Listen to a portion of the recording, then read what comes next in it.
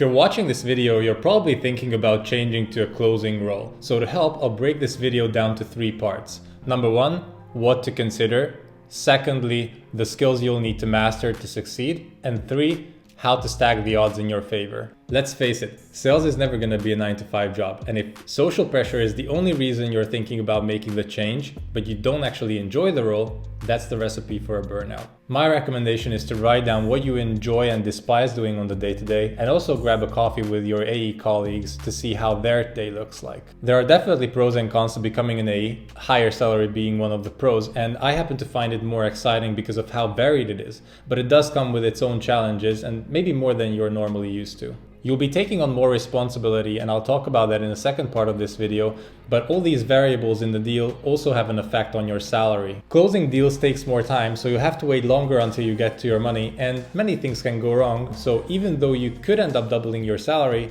you might end up with just the base. And let's not forget the stress of carrying quota, so you'll have to take extra care of your mental health. If all that sounds good to you, or if you already made the decision to move to an account executive position, remember the only 3 things that you should be focused on is average deal size, time to close, and win rates. And although there are many things you can do in each of these categories to set yourself up for success, I've narrowed it down to the top 5 things that you will need to get results from the start. This first skill is going to have by far the biggest impact on your success. On top of generating interest as a BDR, you'll also have to be able to create need even when there seemingly isn't one, and then be able to address that need by creating value for the customer. This topic deserves a video of its own, and I already have one lined up on how to run successful discovery calls. So make sure to subscribe and hit that bell icon so you don't miss out when it comes out. The second skill you have to master is product knowledge. The better you understand what your product does and how it works, the more value you will be able to uncover during discovery, even without needing help from an SE, and that will allow you to sell faster. Number 3, you have to learn the sales process by heart. Essentially, you'll want to know how to get a deal all the way to close one. One of my favorite closing techniques is called the reverse timeline, wherein you take the customer all the way from implementation back to today.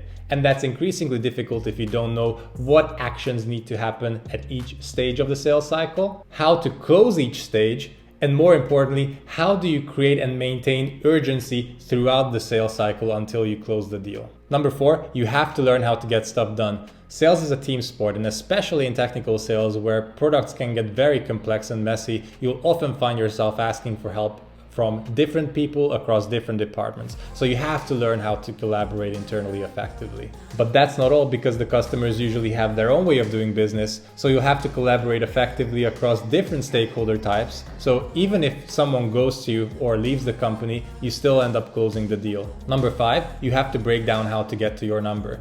As an account executive, you have to create a plan of action that helps you course correct throughout the year and do the things you need to hit quota. I'll explain this in more detail in an upcoming video on how to prepare a territory plan, but in the meantime, keep in mind that the only 3 things that you should be focused on is how do I sell at higher value, faster, and how do I increase my win rates. This brings us to the final part of this video, which is how to set yourself up for success. The very first thing you should do is sit down with your manager and make your intentions clear that you want to become an AE, and ask for feedback on what areas you need to improve in to be considered for the role at all. Before becoming a sales manager, we had this exact same conversation with my VP of sales at the time, and thanks to those insights, I was able to focus on the things that got me promoted later on. Now, the best way to learn is by doing, so make sure to get buy-in from your manager that if you can show improvements in those areas, you get the go-ahead to close deals under a certain dollar amount instead of routing them to your AE. There's no better way of getting promoted to an AE position than to start closing SMB deals as a BDR and showing that you can do it. Keep in mind, you're gonna make a ton of mistakes along the way,